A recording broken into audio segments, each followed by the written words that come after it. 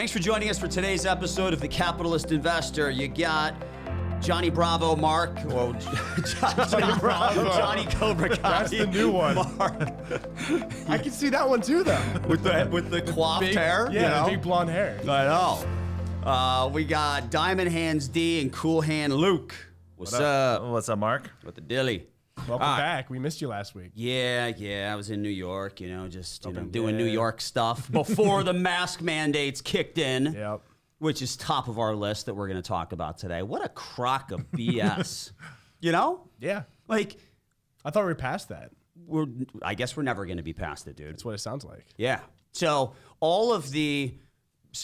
Let's take a step back. Let me run through the top 3 topics we're going to cover today, and then we are going to dive into this ridiculous mask mandate that's going on in New York and California. Okay. So we're going to hit on mask mandates. We are going to hit on the economic impact of American-made products. And then we are going to hit on inflation, namely the producer prices, which went up 9.6% year over year. And that's going to lead increases in CPI. That's the highest ever on record. Yeah, which is nuts, right? All right, so let's start off with the mask mandates. The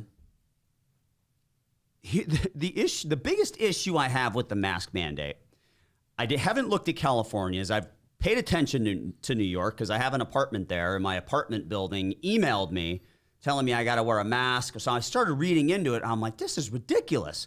There's a required mask mandate for everyone, including people that are vaccinated.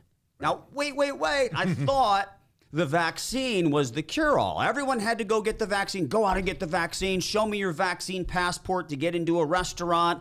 Even if you're 5 years old, show me your vaccine card now, too. Thanks, Mayor de Blasio. Yep. And now all of a sudden it's like, well, the vaccine's just not that effective. You need to wear a mask, too. Like, what does that say about the vaccine push, first and foremost? Like, what does that say about it? It says exactly what you said. It doesn't work. And I mean, that's just what it comes down to. And also... Hold on. Talking about not working, we were just talking with Chris Inman. The Rams are missing 30 players this week. Yep. And I'm pretty sure they're all vaccinated. Wasn't that like a requirement? Like if you didn't... They had all their players vaccinated. Cam Newton got cut because of it. He didn't want to get vaccinated. Right? So, and then we look at the Browns, our home team here. We're missing, I don't know, maybe a dozen? At least 14. At least 14. More and the coming. number will go up. Thankfully, Stefanski's missing. So he will not be calling plays. Okay? Yep. So the conservative play calling in the second half, which I also heard, I think over the last 7 or 8 games, the Browns have scored 7 points in the fourth quarter. Yes, that is true. How does that happen? 8 fourth quarters, 7 total points. Wow. Well, I'm looking forward to it because I'm actually going to be in Vegas while they're playing the Raiders. I'm kind of upset that they're home. It'd be awesome for them to be playing Browns playing the Raiders out in Vegas while I'm in Vegas. But I'm going to be at the Browns backer bar.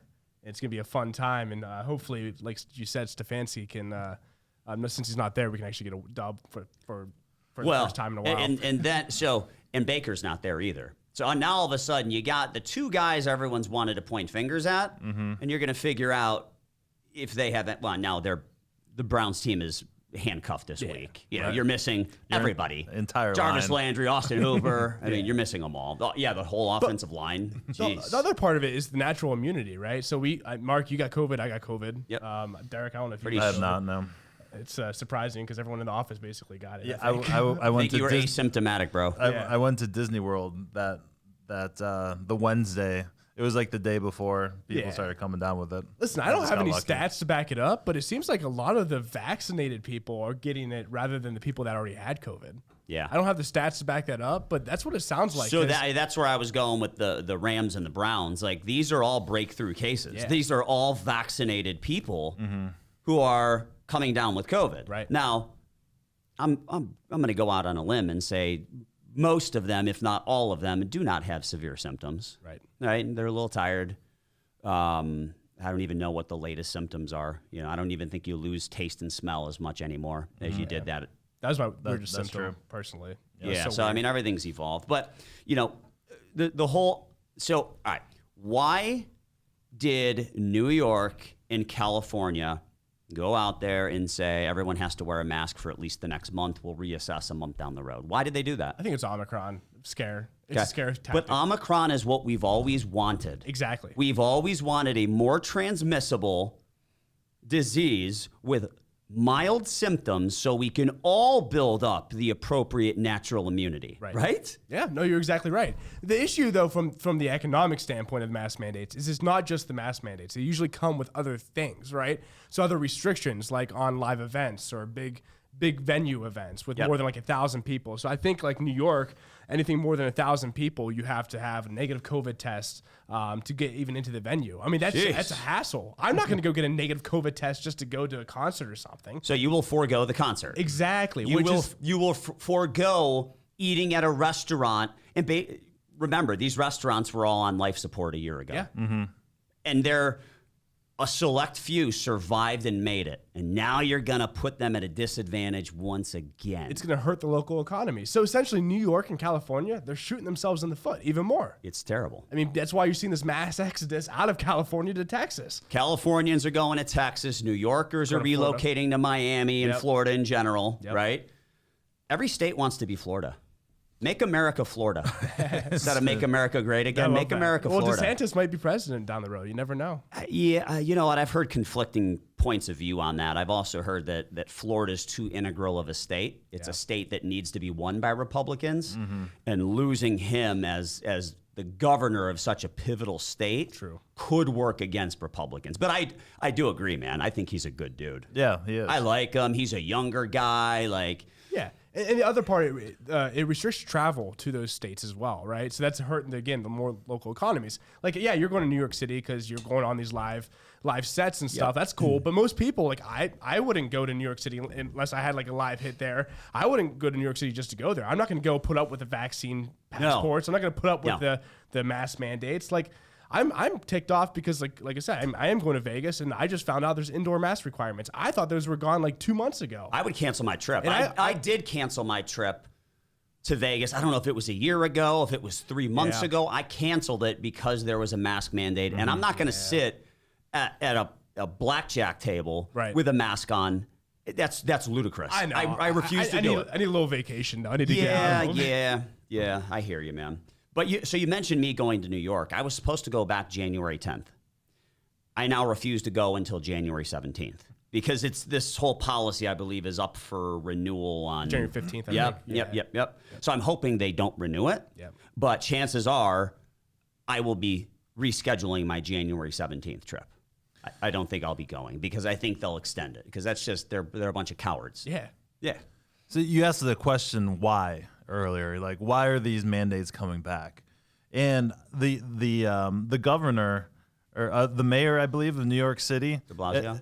I'm sorry, it was the governor then. Yeah, governor of New York. Yes, she came out like a day after Omicron was reported and shut down all elective surgeries. Right. At some point in time, we're going to need to ask the questions like, should that person have the power to do that? They should not. I understand. That's someone's body, and you have a right to your own body. Yeah. And that's the whole problem with like Joe Biden's vaccine mandates for companies. Like that's is he overstepping his boundaries? I think he is. He is for sure. I mean, there's no reason any person has the authority to tell another person that they need to do something or lose their job. I wonder how the Biden voters are feeling right now. Well, we know he's got like a 30% approval rate. I think lower, man. I think it's like is it below 30? It might be at this point. Like wouldn't surprise me. Hey, you got no mean tweets, but you got Biden.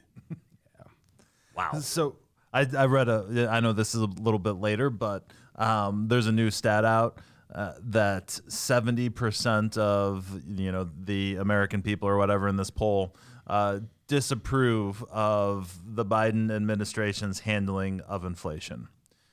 Who are these 30% that approve of the job that he is doing? Are they just going to, be positive no matter what happens? Yeah. Like, how can you say, yes, that he's doing a great job on inflation and the economy? How can you possibly say that? Yeah, we're looking at right now, CPI is up 6.8% year over year, and it's continuing to ratchet higher, right? It's going to keep going. Yeah, it's going to keep going higher and higher and higher. And this buffoon won't stop talking about his Build Back Better crock of BS. Like, we don't need any more fiscal stimulus, bro. That's why we're in the problem that we're in right now. We don't need it. It's all political. Enough's enough, dude. It doesn't matter. It doesn't matter if it's good for the average person. It doesn't matter if it's good for America. As long as it sounds good and it gives out free money to pump up the economy even more, even though it's artificial, like even though bubble's going to burst eventually, make things even worse. It sounds good, and people like to hear that. And people don't look further into the details. They don't care to look further. As long as it sounds good, the headline reads good. That's all that matters to a lot of people, which is sad. My final take on this is enough with all the scare tactics. We're going to deal with COVID forever. Yep. Okay. Learn to live with it. Move on. If you're high risk, mitigate that risk. Wear a mask if you want. I don't care. That's fine. Hey, literally, it's the same exact argument. If you're walking, East Side Cleveland, just throw that out there, right? A little risky sometimes. Walking around there. Yep. It's known to be higher crime. It's the same stuff. Like, you want to mitigate your risk, don't go to East Side Cleveland. Right. Like, I'm just saying, like, that's a perfect example. Yeah. So it's the same thing with masks and higher risk folks. Like, if you're high risk, get the vaccine. Wear a mask. Like, that's fine. If you're not, you don't have to. Right. If you don't want to get eaten by a shark, don't swim in the ocean. There you go. Wow. I don't swim in the ocean because I'm afraid of getting eaten by a shark. Is that a real, like, well-known idiom, or I just made that. You just created I just one. made that. All right, write it was that not one supposed down. to be an idiom. It was just supposed to be adding That's to awesome, the point. dude. Well, we're gonna add that's the idiom of the week. I don't want to there. get eaten by a shark, so I don't swim in the ocean. I hang out You don't even go like knees deep? No. Have you seen these videos of the sharks? They're right on the shore. Great whites. I want these guys to 18 go feet all the way long. out there and Where are jump they? in waves. Atlantic Ocean, Pacific Ocean? Where are they at? Yeah, I think the main footage is Orange County, LA. So there are more colder water animals? I didn't know that. They migrate all around. Huh. I mean, I've been a long time I had to research Shark Week this. watcher, so I had researched can this. give Do you. you know how many sharks we kill a year? How many? I think it's like 100 million. We kill 100 million sharks a year. Do you know how many sharks kill us, like humans? Not many at all. 17? It's like 100 in the world. Okay. So Yeah. we kill like 100 million. They should be afraid of us. Like, anyway. All right, let's move on. All right, so who wants to tee up moving jobs to America? Luke, why don't you take this one since right. this is your topic here? Yeah. So we actually got this through a review through the Capitalist Investor. So this is a prime example of the listeners out there. If you want to leave us a review, a topic, we really appreciate that. But anyway, this topic is about how we outsource so many jobs, like from China and Mexico, all around the world. We don't have, well, while we can move those jobs to America, what's the impact of that, right? Is it going to actually have a net benefit? Or is it going to make our prices rise even more because of inflation, because it costs more to produce them, right? I think it's very interesting because I'm a very long-term thinker. I always would rather have, we talked about this last week, D, I'd rather have short-term pain for long-term gain. And I think if we could slowly move our foundation of the companies producing goods over in these other countries to America, we might have some short-term pain. I probably not now. It's probably not the best time to do something like this because we do have this high inflation environment. We probably need to see things cool down a little bit. But we could see prices rise in the short term. But I think it would be net beneficial in the long term to have more jobs here, have more production here. And we also would be a net exporter. Right now, we're a net importer, right? So we import so many goods. So in theory, it's great, right? The problem is people won't get off their couch for less than $60,000 a year. Okay? I can outsource to Mexico. That's still North America. We can still get the goods via train, right? Right. And I could hire that same $50,000, $60,000, $70,000 person in Mexico to do the lower skilled work for $5,000 or $10,000. So as a business owner, if I want to realize profits and I want to in turn employ more of the skilled workers or the higher skilled workers or the workers with drive who really want to come in and bust their butts at work with great solid work ethic, if I want to grow my company and I want to hire more people in America, I gotta outsource the low-paid jobs to somewhere where I don't have to pay $60,000 a year. Sure. That's the biggest problem. If people weren't so lazy and so stubborn and they actually wanted to go to work, like if you're flipping burgers at McDonald's, what's they're all talking about a $15 minimum wage, which is kind of accurate since Amazon won't pay any less than that. So you might as well go work for Amazon if anyone pays you less than 15 at this point, right? They basically raise the wage floor themselves. Yeah. So, I mean, what is that, 30, 35 grand a year, somewhere in that range? Yep. People still don't want to work for that. Yeah. And that's because they got spoiled just living off of $1,000+ a week in unemployment benefits. Sure. It's crazy. Absolutely insane. Yeah, absolutely. It is a fascinating topic and economic study for sure. But yeah, the issue is the issue that no one really wants to talk about is, slave labor may be overstating it a little bit, but that is essentially what has happened with our economy. They shipped all those low-paying jobs, not low-paying jobs, but the Less skilled. Exactly. The lower skilled jobs, people in other countries are much more willing to work for those low wages than anyone here in this country.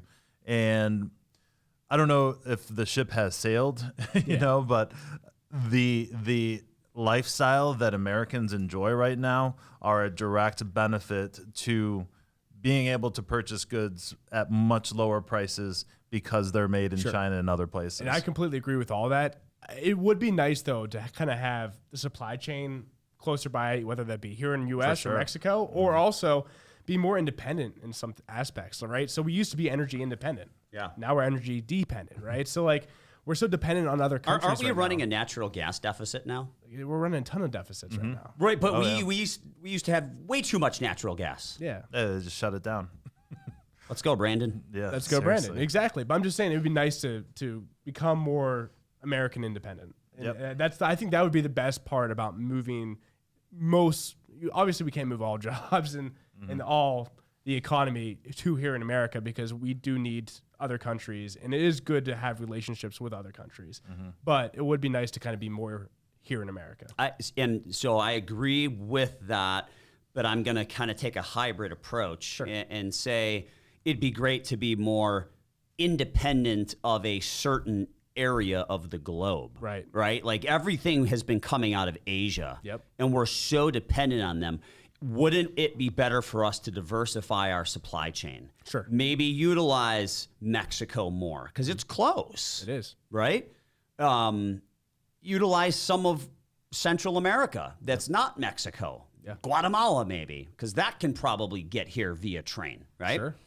So I think doing more of that and utilizing different countries, different supply chains, I think that's probably the path of least resistance. That's probably, if we were smart about things, which we won't be smart about these things for 3 more years, and then we'll be smart about them. But if we were smart about these things, those are the steps we'd be taking right now, right? As much as some people hated President Trump, he held other countries accountable. Yeah. He's like, hey, we don't just help you anymore. Other countries respected him. We don't just help you anymore. What can you do for us? Yeah. Right? Like, we don't owe all of these countries their livelihood. Right. What are you going to do? We want a better deal. Well, we have to remember we're the #1 economy in the world. Like, we are the biggest economy. So we should be the one with the power. You know what I mean? Right. We should have the negotiating power. And, and that's the problem we're seeing right now is Biden doesn't approach it that way. Yeah, he's rolling over for all these other countries. And I'll tell you, and let's move on after this because beating up Biden's fun and all, but his botched Afghanistan withdrawal has directly led to both Russia and China becoming more aggressive in their respective regions. Because they're like, oh, okay, he's weak. He's weak. We can do whatever we want. And look what's happening. You didn't see this happening. Back when Trump was in office, what did we do? We assassinated like Iran's #2 in command or something like that. So then Iran called us and said, hey, just to save face, we're going to shoot a missile at you. Right. Make sure you get everyone out of the building. Make sure you get everyone out of the building. Sorry, you're going to take a few $100,000 loss here, but you killed our second in command, and we can't look like a bunch of losers to our people. That's what they did. And they missed too, right? It didn't actually hit the building. I don't remember, but I just thought the phone call in particular was. Oh man! All right, let's move on to inflation. So, as of the recording date of this podcast, we just got a ridiculously high PPI number yesterday, and that's the Producer Price Index. So, that's the cost increase of costs, right? The inputs, the cost to the businesses, the input costs. And then as costs go up for businesses have to make some decisions. They can absorb all that increase in costs, and then they don't make any money. Their profits go away. And then jobs go away. Yep. They can pass on all of that cost to consumers, but consumers can't handle that. So normally what happens is it's a 50-50 blend. Right? Like they'll absorb 50%, they're going to pass the other 50% on, and everyone gets hurt. Yep. Everyone gets hurt. All right, who wants to tee up PPI? Well, I think you set it up perfectly. I think the interesting point that I observe out of this number is that inflation isn't gone. Like, I mean, it's inflation, since PPI gets passed on to CPI, I don't think it's out of the question that we could see even a higher CPI number down like next month. Like we got a 6.8% last month. We definitely will. I think we could see over 7%. I think there's an 80% chance that we see a higher CPI I think number.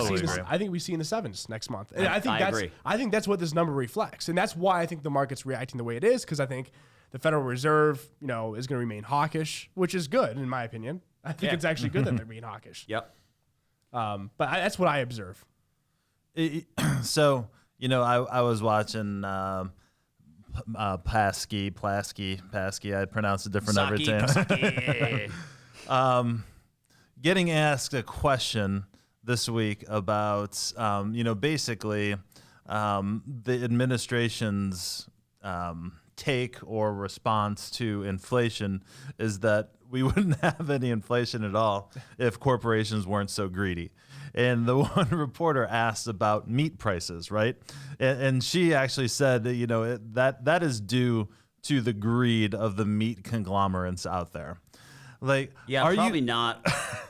The thing that makes me mad about that is not only is it's just a blatant, bold-faced lie. Like, beyond that, they are also assuming that you're too stupid to figure that out on your own. It's either they think the average American is too stupid, or they are so stupid, and which scares me that people like that are in charge. I completely disagree. It is 100%. They think you're too stupid or too apathetic to even care about it. I think that's most likely, but I wouldn't rule that other one out. I see where you're coming from, but in this specific case, they're just going to give you a response that is a total lie, that is not based in reality, and hope you're too stupid to know or care. Yeah. And that's why it's literally greedy business owners. Yeah. How dare you risk your livelihood and your capital and your life savings to try to innovate and help the rest of. How dare you make money?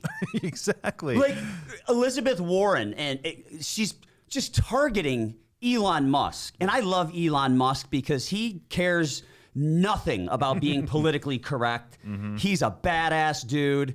He says it exactly how he feels, right? And then you got good old Liz Warren targeting him for being successful and for making all this money and not paying enough tax. No one will pay more tax than he will this year in the history of the country. It is going to be the highest dollar amount ever. Furthermore, you've got these Pelosi's and AOC's and Warrens begging the Elon Musks of the world, please, pretty please innovate. Please risk your life savings. Please take all the risk. Try to produce and innovate so that we can combat climate change. Yep.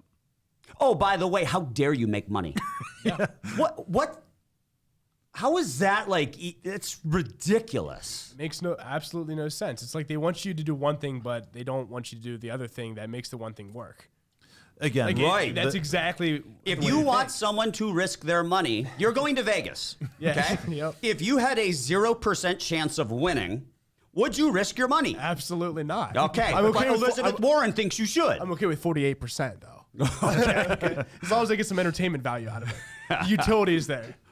But again, that tweet about Elon Musk not paying taxes or his quote unquote fair share, it is assuming that you are too stupid to Google how much taxes Elon Musk paid, and that you will get, directed to articles talking about his options and him having to pay like $15 billion in taxes. She is saying you're too dumb to do that on your own. Okay, you're just going to take this and say, yeah, that businessman is bad. He should pay more taxes. But it's our own fault. It's our own fault as a society. It is. The question I always ask is, do these politicians, especially on the left, really truly think what they are saying, or Absolutely not. Or are they just saying it to try to get votes? Well, they don't know what they're saying because none of them have ever owned a business. Right. None of them. But just from economics, I think Elizabeth Warren was a college professor. Elizabeth, so she was teaching crap out of a textbook, and I'm not trying to disrespect teachers or college professors. No disrespect there at all.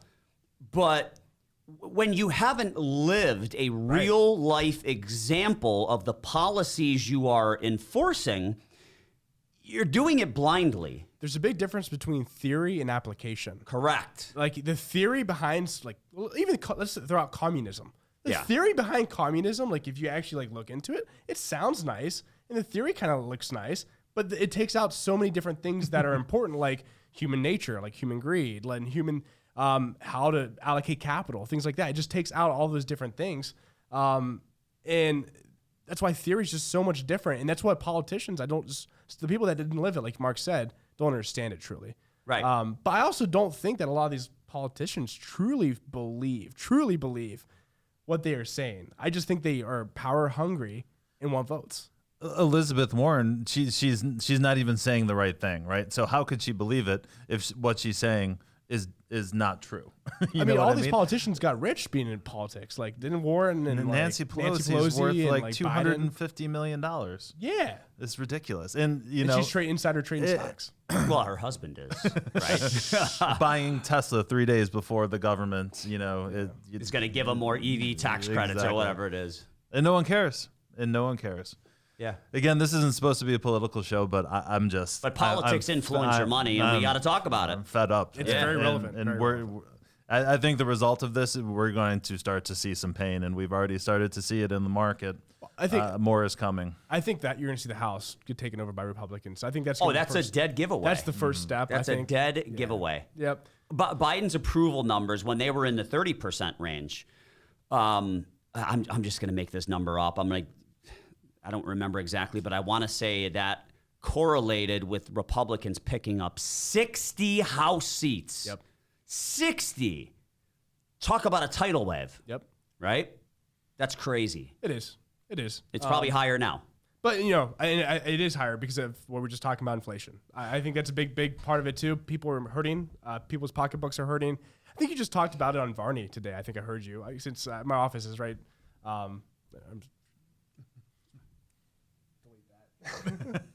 But you were just talking about it. I heard you on Varney, and what you said, it was something along the lines of people are making more money, but the wages aren't keeping up with the inflation factor. So people are actually losing money. When people's pocketbooks shrink, when your wallet is lighter, and my wallet's always light. I don't like it. My wife stole all my money out of it yesterday. I'm down. I got to hit the ATM today. It's not fun. And meat's expensive. Meatflation, right? I mean, milk is expensive. Everything's expensive right now. It's not good. Yeah. And so on Varney today, I was trying. I didn't want to sound like a buffoon and pick the wrong number, but I want to say that roughly 90% of Americans have little to zero in savings and investments. Yeah. Now that might be 90% might be high now because maybe some people accumulated some additional savings last year, but let's face it, they probably, if you are used to having no savings, you probably went out and bought a new Rolex with your stimmy check.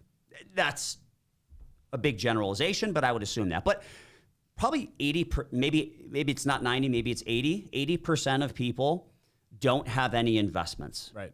So those people, the 20% of people who have investments, they've at least seen their investment portfolios rise over the last because of the fiscal stimulus. Yeah.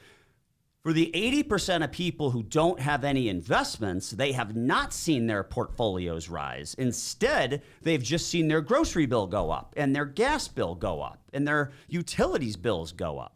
Yeah, well, I just tweeted yesterday something along the lines of, was all the free money worth it, right? Is it really people who are all about the stimulus and handing out unemployment benefits, like, are they happy now? Like when they're paying 7 to 10% everywhere they go? They're not. Yeah. They're now seeing what we've talked about for the past year and a half. Yep. So I just checked. It looks like PPI month over month was up like, it's not in front of me now. It was like 0.8%, I think. So assuming, let's say businesses absorb 20% of that increase, that's an extra 0.64 flowing through to the CPI number. CPI was at 6.8. Yep. Luke, to your point earlier, it's going to put us at around 7.5% for the next CPI reading. Now, the PPI CPI lag isn't really 30 days. It could be longer. It really all depends. But that would be kind of my rough estimate. Maybe not 7.5%, but solid 7.3, 7.4. I think we could easily get there. Yeah, for sure. Yeah. Yep. And we'll see how the market reacts to it. And we'll see how the most important thing, we'll see how the Fed reacts to it. Oh, yeah. Well, that's the day today as we're recording this. Yep. I think the Fed's going to get very aggressive.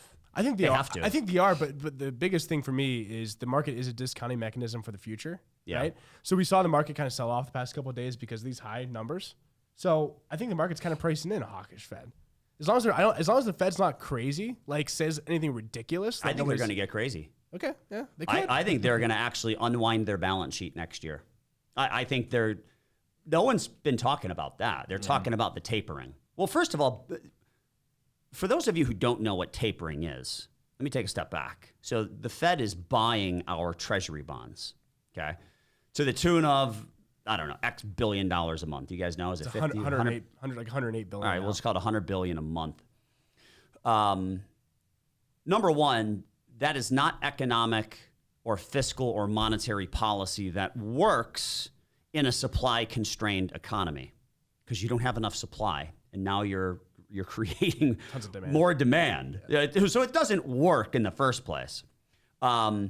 Tapering means they're going to slow the amount they're buying. But as long as they're buying, it is still easing, right? It's not tightening. Right.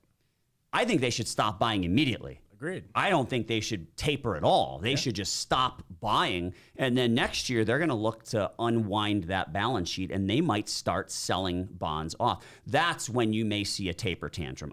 Personally, guys, I would love for the market to pull back another 10%. I completely agree with you. you. To give us an opportunity to right-size our portfolio, it's tough to find great opportunities when the market's at all-time highs. Mm-hmm. If you go back to 2020, we kind of came into the beginning of the pandemic sitting on some higher cash levels because we thought the market was too rich. We didn't do it because of COVID. We didn't have a crystal ball. And when the market sold off, we had the opportunity to deploy a lot of that capital into some great opportunities that existed. I want that opportunity. So I would be okay with a taper tantrum. If it wants to sell off another 10%, good. I'll be sitting here with my popcorn, Michael Jackson style and Thriller, watching it happen while our entire team is doing their research and trying to identify which stocks we're going to buy when they hit a certain level. Yep. Right? Yep. Being in those companies that are going to be better buys for next year, right? And we've all seen what's going on in the stock market. We've all seen those longer duration, high growth, high multiple tech stocks, healthcare stocks. They've all gotten whacked because all of a sudden that cash flow next year is important. Yep. No one's willing to wait 100 years for the cash flow anymore, Yep. right? And in one of the research reports that I recently read, they believe that it is a possibility that the valuation metric of price to sales, which everyone uses price to sales when companies don't make any money, right? Yeah. Like Snowflake is 100 times price to sales, but it's the greatest. So what is it, a bajillion times earnings? Yeah. Like, it's crazy. So this research resource, they believe that next year price to sales is no longer going to be a valid valuation metric. And we're going to get back to what we were talking about 15 years ago, which is PE ratios, right? But I think they're both almost irrelevant. I mean, obviously you got to use something to value fundamentals, but I think at this point, with how much tech influences the stock market, PE and price to earnings and price to sales, both. Yeah. I think don't do the job anymore. You got to dig even deeper. yeah, and maybe dividend yield is more important next year. Yeah. Right. So it looks like the stocks right now that are performing the best are those stocks that are shortest duration with the cash on their balance sheet, meaning they're not going out and participating in M&A. They're not buying other companies. They're giving the money right back to the shareholders right now through either a stock buyback or through dividends. That could be actually a good growth area for a lot of these smaller companies. Without a doubt. Yeah, man. they don't have any dividends yet. Yes. That could easily boost their stock price 10, 20%. Without a doubt. But, for those smaller companies, you gotta have the earnings. And we all know in the Russell 2000, I think the percentage of non-earners, and that's the 2,000 small cap stocks, it's above 40%. It might be 47%. 47%, almost 1,000 of the 2,000 companies don't make any money. Right. So, if you're looking at the smaller company, like you got, like, So you only you're got 1,000 to so you're look saying at. the next meme stocks are the ones that don't make any money that pay dividends. Yeah. So they're going to go bankrupt by paying dividends. They're Yeah, they're the ones that are going to go up. 110% payout ratio. Yep, exactly. Mark, you really brought the show home. This last 5 minutes has been really good.